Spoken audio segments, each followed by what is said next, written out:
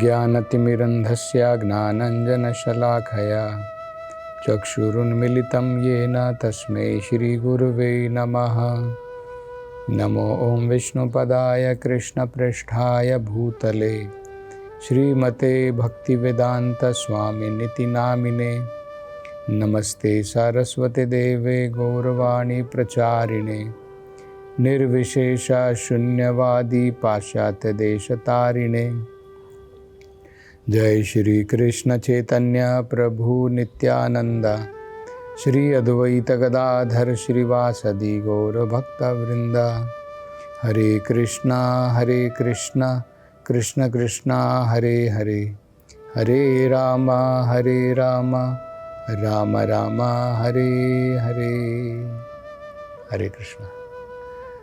तो प्रहलाद महाराज की बातें सुनने के बाद में भगवान नरसिम्हदेव प्रहलाद महाराज से कहते हैं, हे प्रहलाद, तुम्हारे जैसा शुद्ध भक्त ना तो भौतिक ऐश्वर्यों को इस जीवन में चाहता है और ना जीवन के उपरांत। भौतिक संसार में लोग इस जीवन में और इस जीवन के पश्चात अगले जीवन में भी अनेकों प्रकार के भौतिक ऐश्वर्यों का भोग करना चाहता है। लेकिन भगवान का जो शुद्ध भक्त होता है, जैसे प्रहलाद हैं, भगवान कह रहे हैं, ना तुम इस जीवन में और ना अपने अगले जीवन में ये भौतिक ऐश्वर्य का भोग करना चाहते हो, लेकिन मैं तुम्हें आदेश देता हूं कि तुम एक मनवंतर तक, एक मनु का जो पूरा समय होता है उसे मनवंतर कहते हैं, उस समय तक ये भौतिक ऐश्वर्यों का तुम भोग करो, असुरों के राजा के रूप में। ये भगवान ने, नरसिम्हा भगवान ने प्रहलाद महाराज को आदेश दिया। प्रहलाद महाराज कोई भौतिक ऐश्वर्य नहीं चाहते थे। प्रहलाद महाराज इस सांसारिक जो भोग ऐश्वर्य में लोग डूबे हैं, वो शुद्ध भक्त थे। उनकी कोई इच्छा अभिलाषा इस संसार में भोगने की नहीं थी। और यही भगवान नरसिम्हा ने बताया कि तुम मेरे शुद्ध भक्त हो, तुम इस जीवन में भी और अगले जीवन में भी ये नहीं भोगना चाहते हो, लेकिन ये मेरा आदेश है कि एक मनवंतर के समय तक तुम्हारे पिताजी के द्वारा जो भी संपत्ति, जो भी ऐश्वर्य बनाया गया था, उनके पुत्र होने के नाते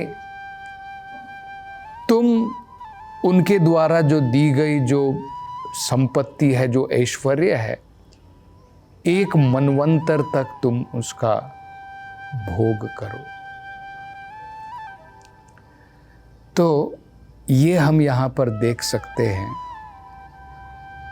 कि भौतिक संसार में जो नास्तिक लोग होते हैं, जो आसुरिक लोग होते हैं, कितना प्रयास करते हैं, अपना पूरा जीवन लगा देते हैं सुख, भोग, ऐश्वर्य उसको इकट्ठा करने के लिए, लेकिन फिर भी कितने साल तक भोग पाएंगे। मान लीजिए हम बहुत प्रयास करके धन दौलत सुख समृद्धि सब हम उत्पन्न करें, सब हम इकट्ठे करें, लेकिन कितने साल तक हम भोग पाएंगे? ज्यादा से ज्यादा बोलेंगे तो भी 100 साल। आजकल तो कोई 100 साल भी नहीं जीता है। 40-50 साल की उम्र में व्यक्ति जो है, हम देखते हैं कि अपना शरीर छोड़ देता है। अनेकों प्रकार की बीमारियां हैं। तो कलयुग के अंदर में तो हमारा जीवन बहुत छोटा रह गया है। लेकिन यहां पर हम देख सकते हैं कि प्रहलाद महाराज को भगवान के आदेश पर सारी सुख समृद्धि जो उनके पिताजी ने इतने कठोर परिश्रम से तपस्याओं से जो बनाई थी, उनके पिता तो नहीं भोग पाए, लेकिन प्रहलाद महाराज को भगवान की कृपा से अब ये सारा भगवान के आदेश पर भगवान कह रहे हैं, तुम इस सुख समृद्धि ऐश्वर्य का भोग करो मेरे आदेश के द्वारा। एक मनवंतर कोई छोटा समय नहीं है। मनवंतर का मतलब होता है,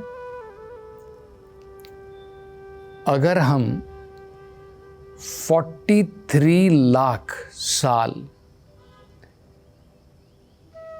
ये एक चक्र होता है 4 युगों का, 43 लाख साल, उसको अगर हम 71 टाइम 71 बार घुमाएं, ये 4 युग, वो मनवंतर कहलाता है। तो आप समझ सकते हैं कितने लंबे समय तक भगवान ने प्रहलाद महाराज को बिना किसी प्रयास के, प्रहलाद महाराज की इच्छा भी नहीं, उन्होंने कोई प्रयास नहीं किया, लेकिन भगवान की कृपा से उनको सारा ये भौतिक ऐश्वर्य प्राप्त हुआ भगवान की कृपा से। भगवान के भक्त का इसका मतलब हमको क्या समझना चाहिए? भगवान के भक्त का जो ऐश्वर्य होता है, वो ऐश्वर्य उसके कर्म के कारण नहीं है। भगवान के भक्त का जो ऐश्वर्य होता है, वो भगवत कृपा के कारण है। प्रहलाद महाराज का ऐश्वर्य प्रहलाद महाराज के कर्मों के कारण नहीं है। उनका ऐश्वर्य भगवान के आदेश पर है। भगवान ने आदेश दिया कि तुम ये सारी सुख समृद्धि ऐश्वर्य एक पूरे मनु के जीवन का जो समय होता है, उस समय तक तुम इसका भोग करो असुरों के राजा के रूप में। इसलिए भगवान की भक्ति सर्वोपरि बताई जाती है। भागवत में ये संदेश दिया है, अगर हम निष्काम हैं, हमें कोई इच्छा नहीं है, तब भी हमें भगवान वासुदेव की आराधना में लगना चाहिए। अगर हम मोक्ष के कामी हैं, हमें मुक्ति चाहिए, भागवतम कहती है फिर भी तुम भगवान वासुदेव की आराधना में लगो। और अगर हमारी सारी भौतिक इच्छाएं हैं कि मुझे बहुत कुछ संसार में भोगना है, तब भी भागवतम में कहा है हमारी भलाई इसी में है कि हम भगवान वासुदेव की आराधना में लगे। वो श्लोक कहता है, अकामो सर्व कामो वा। आप अकाम हैं। अकाम का मतलब होता है आपके अंदर में कोई भौतिक इच्छाएं नहीं है, वो हम होने चाहिए। हमें जो है कोई भी भौतिक इच्छा लेकर के असल में भगवान के पास नहीं जाना चाहिए। वो सबसे उत्तम भक्ति शुद्ध भक्ति कहलाती है। लेकिन भागवतम फिर भी हमें प्रोत्साहन देता है कि अगर हम इस स्तर की भक्ति शुद्ध भक्ति नहीं कर सकते हैं, फिर भी भगवान की भक्ति को छोड़ करके अन्य देवताओं की उपासना, अनेकों प्रकार के व्रत करना, उसकी जगह में भगवान वासुदेव की आराधना करो। तो क्या कहा है देखिए, अकामः सर्व कामो वा। अगर आप अकाम हैं, मतलब आपके अंदर में कोई काम वासनाएं, कोई इच्छाएं नहीं है, या फिर सर्व काम है, आपके अंदर में दुनिया भर की इच्छाएं हैं, मुझे ये चाहिए, मुझे वो चाहिए, फिर भी भागवतम कहती है कि हमें भगवान की ही उपासना करनी चाहिए। मोक्ष काम उदारदी, या फिर हमें मोक्ष की कामना क्यों ना हो, तो चाहे आप अकामी हैं, मतलब कोई आपकी इच्छाएं नहीं है, चाहे आप सर्वकामी हैं, सभी प्रकार की इच्छाएं रखते हैं, या आपके अंदर में मोक्ष की कामना है। यजेता पुरुषम परम, परम पुरुष भगवान वासुदेव, भगवान कृष्ण नारायण, उनकी उपासना हमें करनी चाहिए। यजेत पुरुषम परम, तो ये भागवत में कहा है। आगे भगवान एक बड़ी महत्वपूर्ण सलाह देते हैं। ये सलाह हम सब के लिए बड़ी महत्वपूर्ण है, क्योंकि भगवान का भक्त जो है इन भौतिक ऐश्वर्यों के द्वारा वो भटक नहीं जाता है अपने रास्ते से। आमतौर पर एक साधारण व्यक्ति अगर वो भगवान की भक्ति में लगा है और उसकी मान लो लॉटरी लग गई, अब उसके पास धन दौलत पैसा सब कुछ है, तो आमतौर पर हम देखते हैं व्यक्ति भक्ति के मार्ग से भटक जाते, फिर सोचता है अब मुझे क्या ज़रूरत है, मैं तो भगवान की उपासना करता था कि मेरा अच्छा बिजनेस चले, मेरा अच्छा प्रॉफिट मिले, और अब तो मेरी लॉटरी लग गई, अब तो मेरे पास पैसा ही पैसा है, धन दौलत है, अब भगवान की भक्ति की क्या ज़रूरत है। तो ऐसा प्रकार का व्यक्ति जो है मार्ग से भटक सकता है।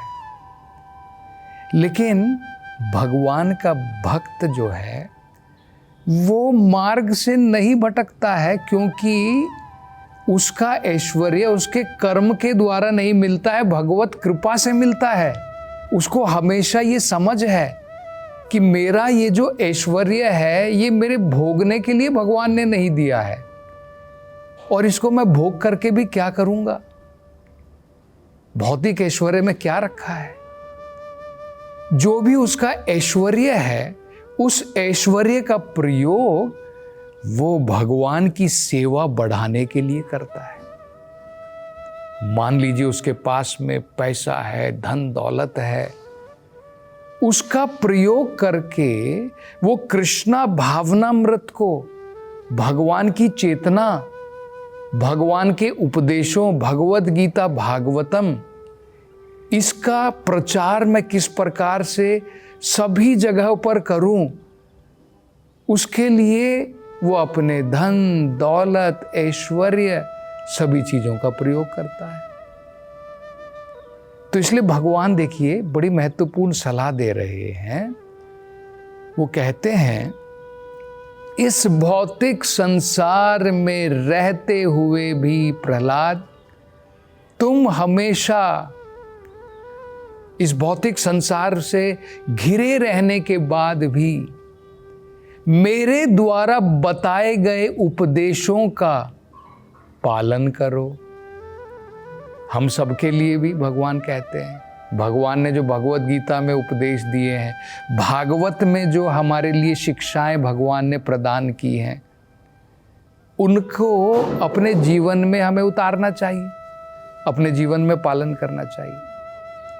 और भगवान कह रहे हैं कि हमेशा अपने अनेकों प्रकार के भौतिक कार्य करते हुए भी मन हमेशा मेरे में लीन रखो और सभी प्रकार के कर्म कांड का त्याग कर दो और मेरी उपासना में लगे रहो। ये सीक्रेट है। भौतिक संसार में रह करके भी हम किस प्रकार से हमेशा भगवान के साथ रह सकते हैं। कोई अंतर नहीं है। हम वैकुंठ धाम में रहें या फिर प्रहलाद महाराज की भांति अनेकों प्रकार के भगवान के दिए हुए ऐश्वर्य में रहें, अगर हमें ये हमेशा ज्ञान है ये ऐश्वर्य मेरे भोगने के लिए नहीं है, इसका प्रयोग मुझे भगवान की सेवा में करना है, तो जो भगवान का ऐश्वर्य है वो उसके सेवक का भी ऐश्वर्य है। लेकिन किसके लिए? भगवान की सेवा के लिए। तो हमें इन ऐश्वर्यों का प्रयोग भगवान के लिए और भगवान के बताए गए उपदेश, भगवान के द्वारा दी गई शिक्षाएं, उनका पालन अपने जीवन में करना है। मन में हमेशा भगवान को याद करना है और जो भी हम कर्म वगैरह कर रहे हैं, भौतिक कर्म, उनको भोगने का प्रयास नहीं करना है। कर्म के द्वारा भगवान की सेवा करनी है। तो और आगे भगवान क्या कहते हैं प्रहलाद महाराज से, इसकी चर्चा हम अगली कथा में करेंगे। हरे कृष्णा।